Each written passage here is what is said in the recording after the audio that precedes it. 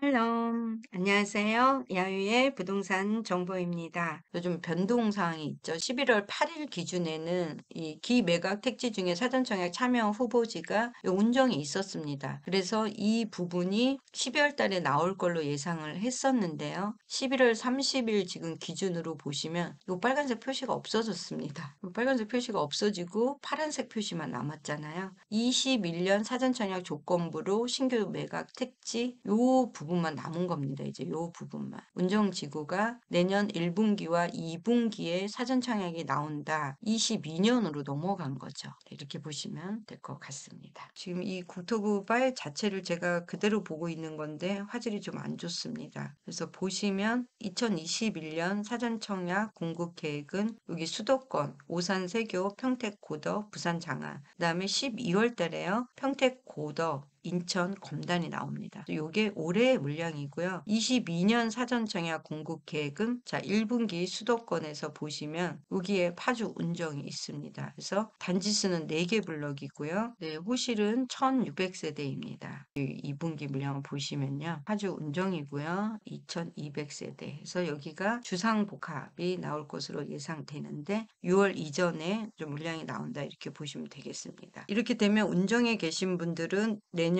1분기, 2분기를 집중적으로 계획을 잡으셔야 될 거고요. 이 3분기에는 이제 없습니다. 여기 운정도 없고요. 또 이제 4분기에 보시면 여기 고양 장항 한 개가 나오는데 이게 바로 600세대 고양 장항지구 600세대 요렇게가 지금 나와 있는 상태고요. 더 이상은 없습니다. 이 물량이 전체다. 그럼 2200세대이고 600세대니까 2800세대고요. 여기가 1600세대니까 여기 다 하면 한 4400세대고요. 뭐 여기서 뭐 600세대 빼면 운정만 약 3800세대가 내년 1분기, 2분기에 나온다. 이렇게 계획을 잡으시고 준비하시면 좋을 것 같습니다. 국토부 자료를 보니까요. 민간 사전청약 구체화된 일정이 나왔습니다. 국토부 발표 자료가 너무 빠르게 자주 나오다 보니까 내용이 굉장히 많은데요. 저도 이 발표를 따라가면서 체크하는 것이 쉽지 않을 정도입니다. 저희 구독자분들 중에 10월 공공분양 사전청약으로 당첨된 분들이 정말 많이 나와서요. 저도 너무 기뻐했고 GTX 역세권으로 당첨되신 구독자 여러분들 다시 한번 정말 진심으로 축하드립니다. 오늘은 공공분양에 해당되지 않는 많은 분들이 기다리시는 민간분양 사전청약 1차, 2차 후보지 살펴보고요. 고양 장항지구도 내년으로 좀 일정이 많이 밀려서 나오게 되고요. 장항지구는 국토부 일정대로 좀 잡히지 않는 것 같습니다. 내년부터 뭐 23년, 24년까지 지속적으로 물량이 좀 조금씩 나올 예정으로 보시면 좋겠습니다.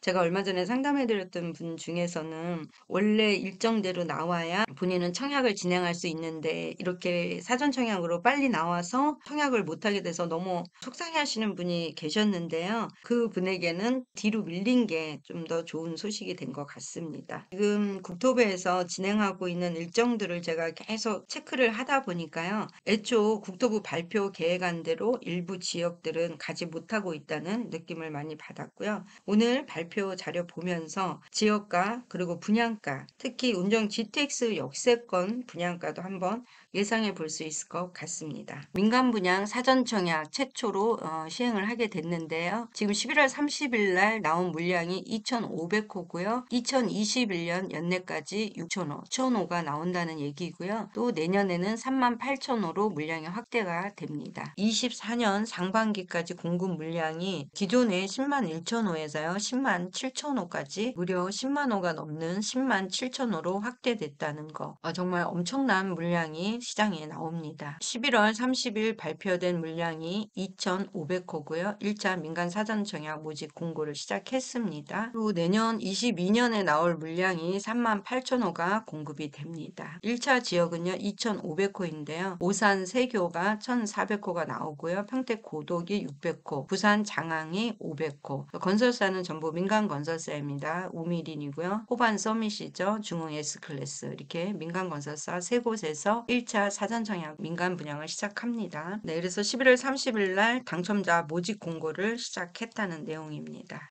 그다음에 2차 민간 분양 사전 청약은 총 3,400호가 나오는데요. 12월 중에 역시 평택 고덕에 700호고요. 인천 검단이 굉장히 양이 많습니다. 2,700호의 물량이 나오고요. 그래서 총 3,400세대가 사전 청약으로 공급될 예정입니다. 현재 설계 진행 중이고요. 지자체 사전 담당자 모집 승인 결과에 따라 부동산원 청약 홈사이트에서 공개 예정이라고 하고요. 민간 사전 청약 공급 계획입니다. 여기 파란색 밑줄은 2기 신도시 표시고요. 요 핑크색은 3기 신도시 표시입니다. 1분기 내년 1분기에 12,000호가 나오는데요. 여기 보시면 파란색 화성, 동탄, 평택, 고덕, 인천, 검단, 파주, 운정, 양주, 해천, 아산, 탕정이 2기 신도시 자리고요. 이제 그 외 지역은 아마 당해 지역으로 나오는 그런 물량들입니다. 의왕이라든가 오산, 세교, 뭐 김해를 비롯해서 지방도 있습니다. 2분기 물량은요. 성남, 복정,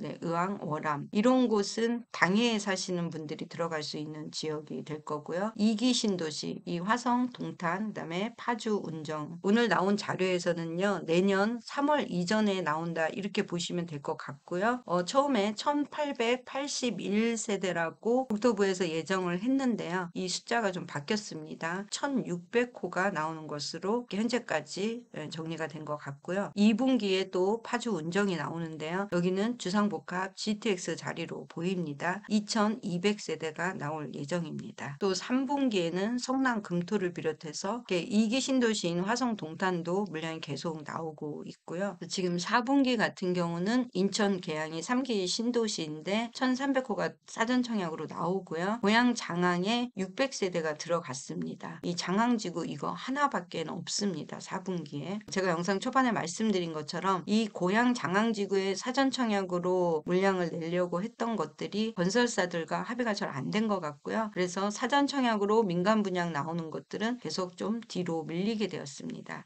제가 상담을 할 때 어떤 분이 원래 예정대로 나와야 본인이 이제 청약의 조건을 맞추는데 이렇게 사전 청약으로 빨리 내면 본인은 청약을 할 수 없다라고 참 안타까운 마음을 제가 전에 들었는데요. 이제 저희 구독자분들은 오히려 이렇게 뒤로 밀리는 게 더 도움이 되는 분양 일정이 아닌가 이런 생각도 해봅니다. 그래서 1차 사전 청약 계획을 보면요. 오산 세교, 평택 고덕, 부산 장안인데요. 제가 오산 세교를 좀 보고 가겠습니다. 오산 세교는 A14블럭이고요. 옥미린에서 1391세대. 지금 59타입이 822세대이고요. 72타입이 233세대, 84타입도 굉장히 많죠. 336세대입니다. 그런데 이 부분이 어떻게 공급이 되는지 아래 화면에서 설명을 해드리도록 하겠습니다. 지금 여기가 오산 세교인데요. 위치가 지금 이 동탄역이랑 딱 이렇게 서로 금 밟은 땅이 여기 오산입니다. 그래서 제가 예전에 영상에서 한번 말씀드린 적이 있는데요. 이렇게 핫한 지역과 금 밟은 입지가 가성비가 낮으면서도 진입을 하시면 미래 가치는 높다라고 말씀드린 적이 있습니다. 동담 동탄간 고속도로 이용하기도 수월하고요. 여기 경부고속도로 기흥 IC까지 나가는데도 수월하게 나가실 수가 있고요. 1호선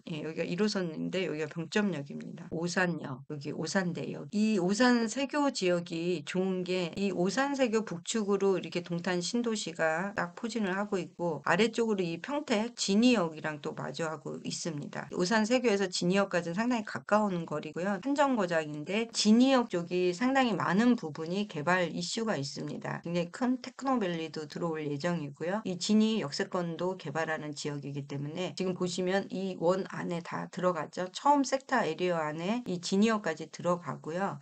상당히 앞으로 이 지역은 좋아지는 지역입니다. 지금 가성비 낮은 금액으로 들어가시면 미래 가치는 높은 지역이고요. 또 위쪽으로는 이 화성의 개발 수혜도 받는 지역이 바로 이 오산 세교입니다. 동탄과 금발고 있는 땅이기 때문에요. 이런 경계에 있는 지구는 가성비가 낮으면서도 지금 들어가시면 미래 가치가 높아진다는 거 좀 기억하고 계시면 좋을 것 같습니다. 고덕인데요. 고덕은 고덕 국제화 도시 계획지구 안에 있고요. A49블럭 위치는 여기입니다. 고덕은 현재 지하철 노선은 좀 없습니다. 그래서 철도 노선이 없고요. SRT를 이용해서 지제역까지 가실 수 있고요. 평택 제천 고속도로라든가 평택 파주 고속도로 이용하시는 교통 여건은 양호하다. 지구 내에 삼성 산업단지가 위치하고 있기 때문에 직주 근접 양호하다. 그래서 그렇다고 해서 뭐 이 부분에 삼성에 근무하시는 분들이 사실 평택에 사시냐? 꼭 그렇지는 않습니다. 거의 동탄으로 많이 나오시죠. 그래서 동탄에